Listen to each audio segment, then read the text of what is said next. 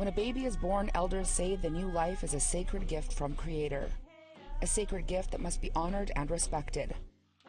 It is said that with that gift comes an unspoken contract between a mother, her child, and God.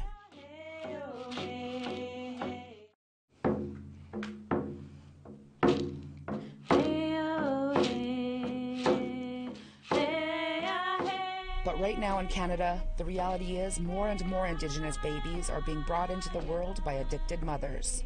I was 12 years old when I was introduced to crack. Women pregnant, addicted, and scared to ask for help. Healthcare and social justice professionals are overwhelmed. It's definitely a controversial subject when you talk about women that struggle with addictions in pregnancy, but it is something that happens. It's very real. As I think about the families that I've treated, more often than not, it does seem that it's Indigenous people. It's really not an easy subject to talk about, pregnant women using. It's like one of the most vulnerable, guilt, shame inducing topics. It's an epidemic even knowledge keepers can't seem to break. It's a puzzle and I don't know how we're ever going to solve it. It's that bad. And it's the root cause of another growing crisis in our country. A lot of times these mothers are mothers who have other children that have already been taken, and they know because they're pregnant that this new baby they're carrying is at imminent risk of being apprehended when it's born. Why are so many mothers breaching the sacred?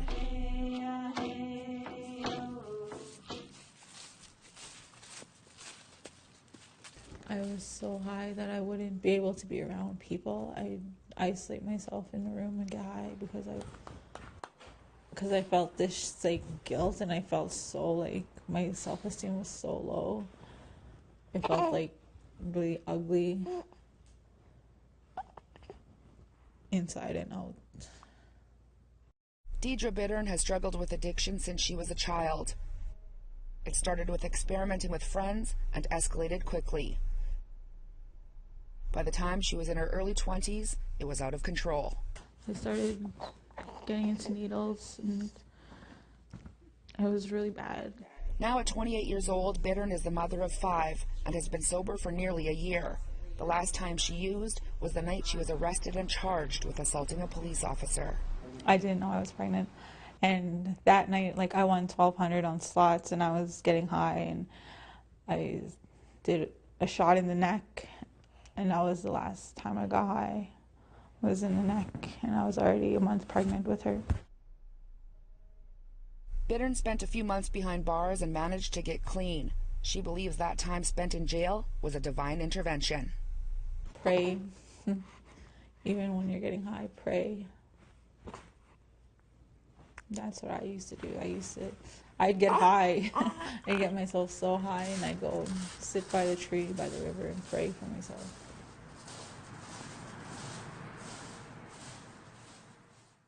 When our mothers have their babies, it's so important for them to spend as much time with those babies as possible. And if the mother doesn't know what that is to have that bond, that spiritual bond with a child, if you have not experienced it yourself, you know what I mean? How do you then share it with your own children if you haven't experienced that yourself? You cannot teach something you don't know. Elder May Louise Campbell has dedicated most of her life to helping women, many of them struggling with addictions.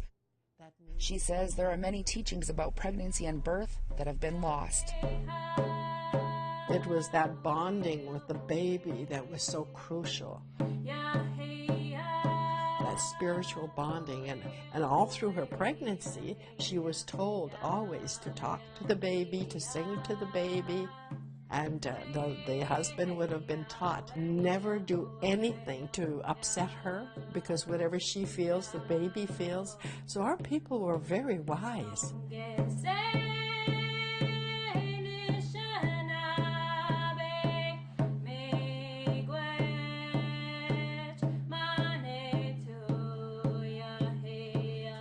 When she gave birth to the baby, and when she felt she was bonded with the baby and needed all that bonding, that this miracle just happened. She just brought this beautiful child into the world, and it was a gift from Creator.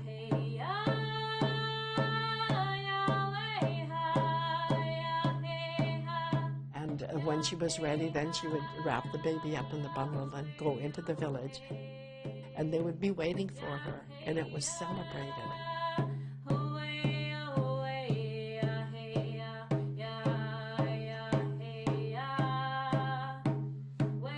How sad it is that we have lost all those beautiful teachings. How sad it is that we are no longer connected to our bodies like we should be in a spiritual sense, because that's the way we taught our young women from the time they were young. Your body is sacred. Of all the things Creator ever gave, a gift, He gave the greatest gift to women, and that was to bring new life into the world.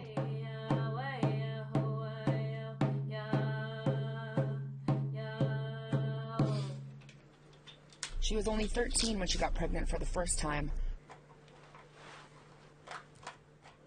Bittern admits that during her fourth pregnancy, she was in the midst of her addiction. My last daughter, I was still smoking crack. And like the doctors knew when she was born, they said she was jittery, and they informed CFS right away. When that happened, I ended up relapsing. I left the hospital. I didn't even want to say bye to my baby. And I left from the hospital. I immediately went to go get high. I started smoking crack again and drinking. And that's when I started doing meth. I got really bad into meth. There are consequences when using while pregnant, and the effects to newborns are far-reaching. In my experience as a provider, I mostly saw opiates and then meth. Those are the ones that women struggled with the most. Melissa Brown is a midwife and has worked with mostly Indigenous women in Winnipeg's inner city. She's delivered more than 150 babies. Some of those babies are born with addictions, and so the care providers that are there are prepared to take care of that baby. And in my experience, it's always very emotional, not just for the mom, but also for the care providers, because the mom is either not ready to deal with it and just kind of closed off, or very emotional. Here in Winnipeg, we've seen a rise definitely in the number of babies that we are having to treat for opioid addiction that they experience in the womb. As the department head of neonatology at Winnipeg's Health Sciences Centre, Dr. Michael Harvey specializes in providing care for infants in intensive care. One area that we certainly are caring for a lot these days are babies who are born to mothers who have been using substances, which can lead to a withdrawal state in the newborn. Harvey says when a baby is withdrawing from any drug, it's very difficult to watch. They look very tense, upset, very jittery. It's not uncommon when you disturb a baby, or sometimes even without disturbing them, even to change a diaper, you'll see them shake like this. Babies suffering from withdrawals are usually kept in a dimly lit, quiet room to help ease their pain. You can't settle them. They just seem to be unhappy all the time. They may be rooting around all of the time. They may be scratching their face, and we have to put socks on their hands to prevent them from getting bleeding on their face from too many scratches. As the babies detox, there's also a risk of severe complications. In the worst case scenarios, the ultimate symptom that we try to avoid is a seizure. Babies can actually have convulsions related to not having the drug in their system anymore. Dr. Harvey says the #1 addiction he sees pregnant mothers have is to alcohol. But although there are proven long-term effects with drinking while pregnant, there are minimal withdrawal symptoms when a baby is born. He says addictions to things like prescription drugs, cocaine, crack cocaine, and methamphetamine is on the rise as far as he can see, and that something needs to be done. When we return, we'll hear more about this epidemic and take a look at the numbers across Canada. One of the things that immediately came to mind when I knew that I was pregnant was to have a miscarriage, because I didn't want to have another baby and have it taken from me.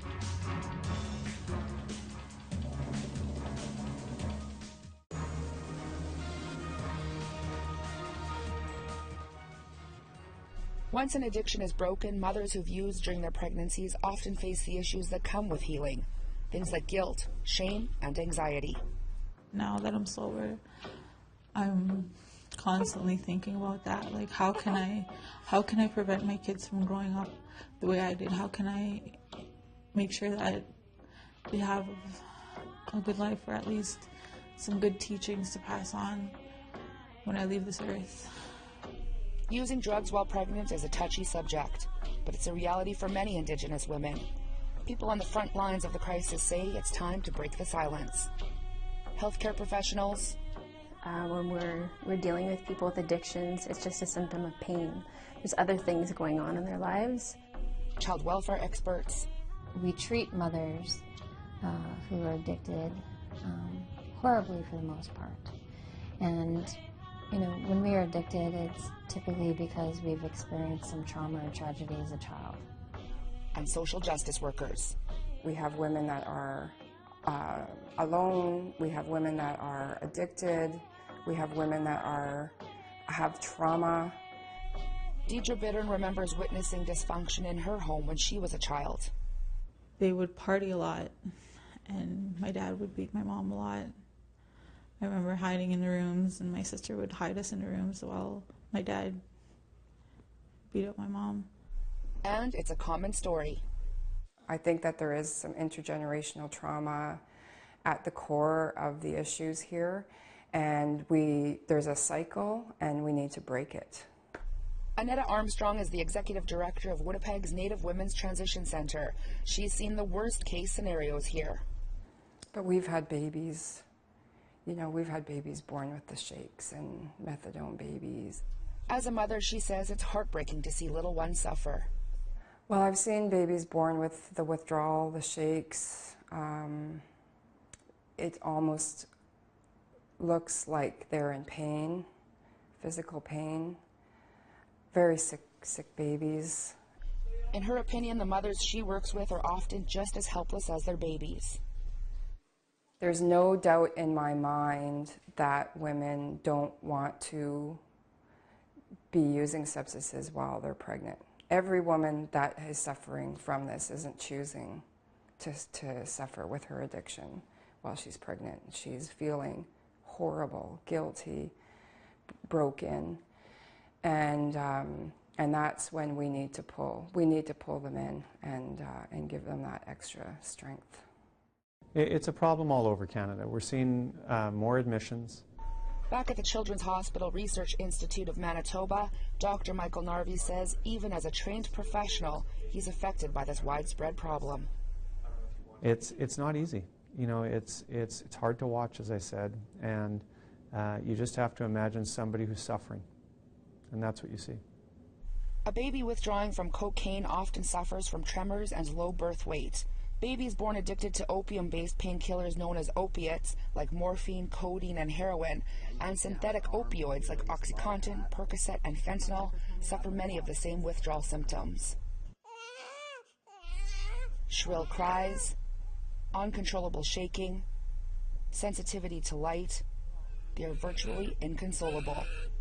But when they've been exposed through much of a pregnancy to receiving a drug on a constant basis, imagine that connection, the umbilical cord, which is where that drug is going from the mom through the placenta, through the umbilical cord to the baby. At birth, that's abruptly cut. It's cut off. They've lost their supply. And so within hours to days, their body starts to really crave the medication that they've lost. Narvi says studies show that babies could grow up with lifelong challenges like learning disabilities and even fall into addictions of their own. Deidre Bittern says she sees the effects with the child she carried while using crack cocaine. She's really hard to deal with today. She's 6 years old and she has a lot of behavioral problems. Babies born from addicted mothers is an epidemic in our country. It's part of a rampant drug problem sweeping the nation. Here in Winnipeg, police can barely keep up with increasing crime. Hospitals and emergency crews are seeing more overdoses than ever. It's prompted City Council to even propose an opioid rehab center. In early September, the 7 First Nations that make up the Dakota Ojibwe Tribal Council here in Manitoba called a state of emergency because of the drug crisis in their communities. At the time, one chief told APTN that 60% of the babies born in his community over the past year had to be put on morphine at birth because of the addictions of their mothers. We saw approximately 70 to 75 babies a year born to mothers who have been using these substances, and that number in the last year has gone up to about 115 to 120 babies. So in a short period of time, that's a significant increase percentage-wise of about 50% more babies. That's a baby every second day, and that number is only from births at one Winnipeg hospital. According to the Addictions Foundation of Manitoba, an average of 97 women a year disclosed being pregnant upon entering treatment at AFM from 2014 to 2017. Every year, alcohol is the #1 addiction pregnant women seem to be facing, followed by cannabis. Cocaine and crack cocaine, opioids, and amphetamine addiction has risen every year. According to the Canadian Institute for Health Information, when babies suffer from a group of problems after being exposed to opioids in the womb, it's referred to as neonatal abstinence syndrome. The Institute tracks hospitalizations of babies diagnosed with NAS across the country. In Manitoba, there were 103 reported cases of babies hospitalized with acute effects of NAS in 2016, 252 in British Columbia, and Ontario has remained the highest overall since 2012, with 988 babies hospitalized from NAS last year.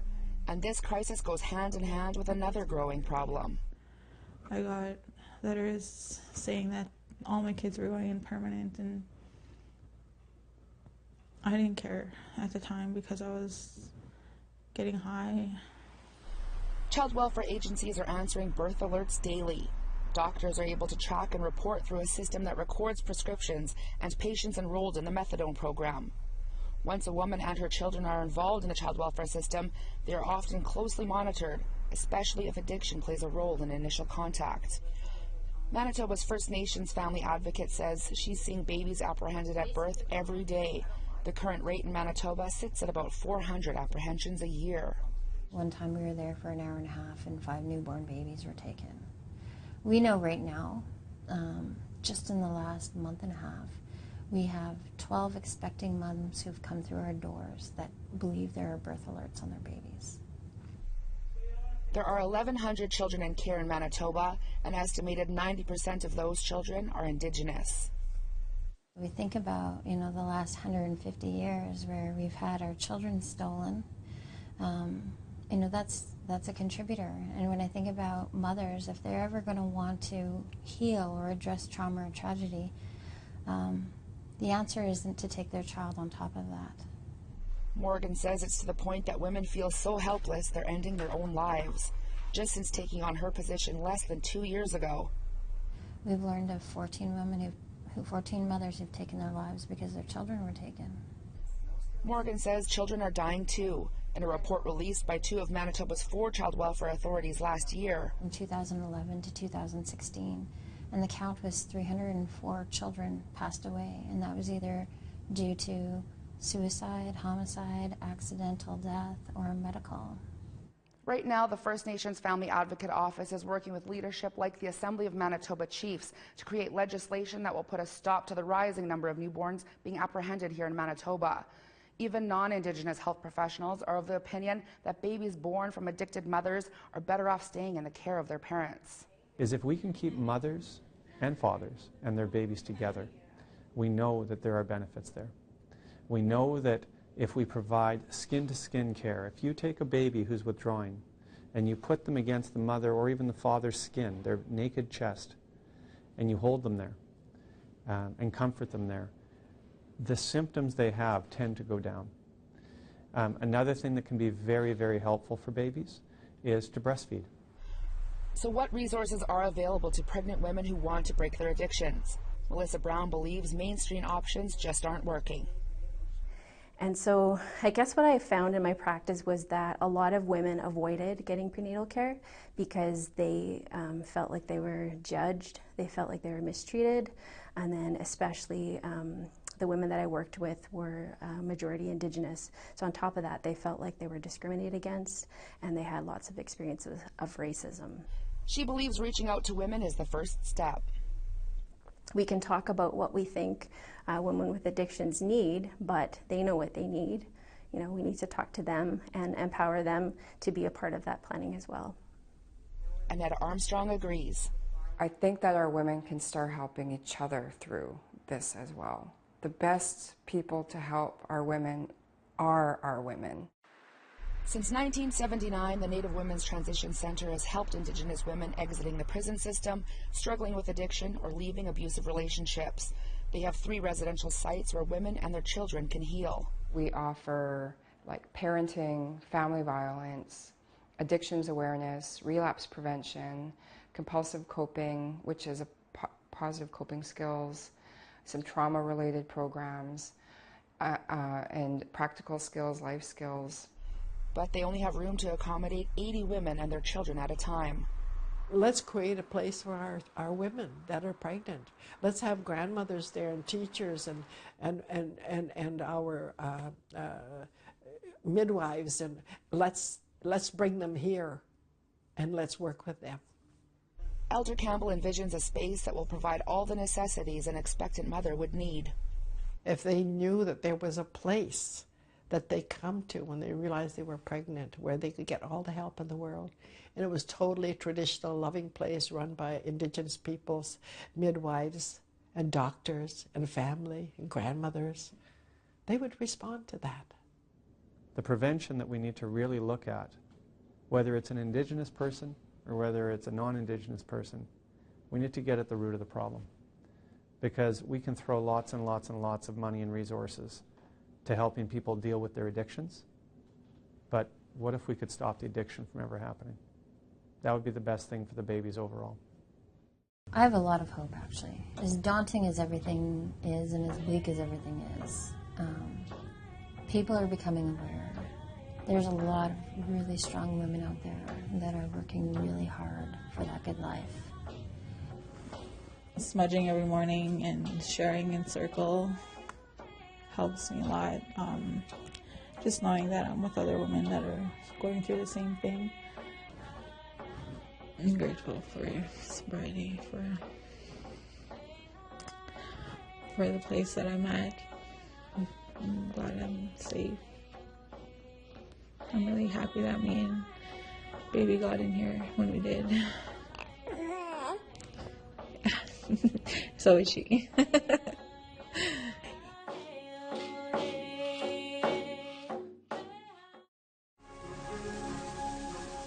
APTN Investigates is on a short hiatus. We're working on bringing you more stories in the new year.